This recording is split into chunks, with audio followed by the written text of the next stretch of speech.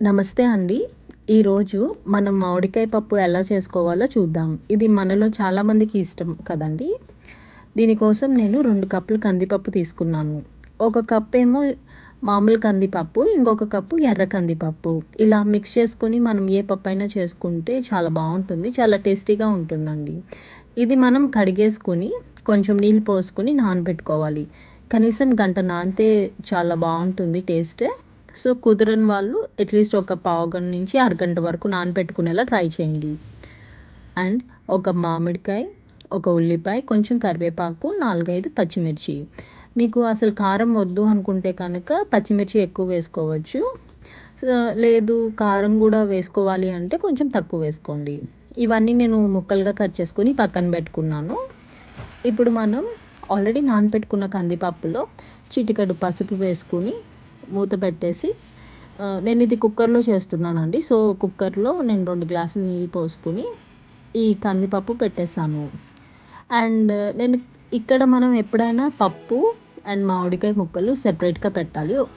కలిపి పెడితే కనుక పప్పు ఉడకదండి. ఈ మామిడికాయ ముక్కల్లో ఉన్న పులుపు వల్ల పప్పు మనకి ఉడకదు. సో, ఇది సెపరేట్‌గా పెట్టుకోవాలి. మనం కట్ చేసుకున్న ముక్కలన్నీ ఒక ప్లేట్‌లో వేసుకొని దాంట్లో చిటికెడు పసుపు, కొంచెం కారం, కొంచెం ఇంగువ ఈ 3 వేసి మనం కుక్కర్‌లో పెట్టేయాలి. ఇది మనం మూత పెట్టేసుకొని స్టవ్ ఆన్ చేసుకోవాలి. పప్పు పెట్టాం కదండీ! మనకి కనీసం 5-6 విజిల్స్ వస్తే కనుక పప్పు చాలా చక్కగా ఉడికిపోతుంది. సో, ఇప్పుడు నేనిక్కడ జస్ట్ విజిల్ పెట్టకుండా కుక్కర్ ఒకటే ఆన్ చేసుకున్నాను. ప్రెషర్ వచ్చే టైంలో విజిల్ పెట్టుకుంటా. మీకు అంత టైం లేదు అనుకుంటే కనుక మీరు కుక్కర్ పెట్టినప్పుడే విజిల్ పెట్టేసుకుంటే మీరు మళ్ళీ దాని వంక చూడనవసరం లేదు. ఇక్కడ నాకు 7 విజిల్స్ వచ్చాయండి. ఇప్పుడు నేను స్టవ్ ఆఫ్ చేసేసుకున్నాను. అండ్ ప్రెషర్ తగ్గిన తర్వాత కొంచెం చల్లారిన తర్వాత నేను విజిల్ తీసేసుకొని కుక్కర్ ఓపెన్ చేస్తున్నాను. అప్పుడు మనకి చూడొచ్చు మనం పెట్టిన ఈ ముక్కలు, పప్పు ఎట్లా ఉడికాయో. ముక్కలు చూసారా అంతా చాలా బాగా ఉడికింది. అండ్ పప్పు కూడా చాలా బాగా ఉడికింది. మీరు కందిపప్పు 2 పప్పులు కనుక మిక్స్ చేస్తే పప్పు కూడా చాలా బావుంటుందండి. చాలా ఈజీగా ఉడికిపోతుంది. ఇక్కడ మనం ముక్కలు, పప్పు 2 కలిపేసుకోవాలి.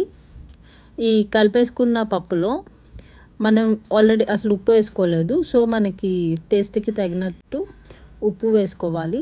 ఇది నేను పొయ్యి మీద జస్ట్ ఒక 2 మినిట్స్ ఉంచుతాను.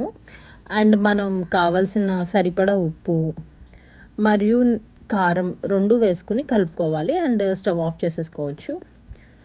మనం ఇప్పుడు తాలింపు పెట్టుకుందాం. దానికోసం ఒక బాండీ తీసుకొని లైట్‌గా ఆయిల్ వేసుకోవాలి. కొంచెం ఆయిల్ సరిపోతుందండి.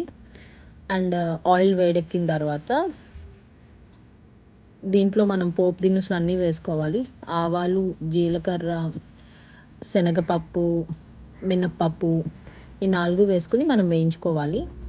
అండ్ ఇది వేడైన తర్వాత ఆవాలు చిటపటమన్నాక నెక్స్ట్ కొంచెం ఇంగువ వేసుకుంటే టేస్ట్ చాలా బావుంటుంది. ఆల్రెడీ మనం పప్పులో వేసాము. ఒకవేళ నేను ఎక్కువ వాడను అనుకుంటే కనుక మీరు జస్ట్ పప్పులో స్కిప్ చేసి ఇందులో వేసుకోండి. చాలా బావుంటుంది. లాస్ట్‌లో కరివేపాకు వేసేసుకొని పోపేసేసుకున్నాం. చూసారా? ఎంతో రుచికరమైన మామిడికాయ పప్పు ready. Please like, share and subscribe.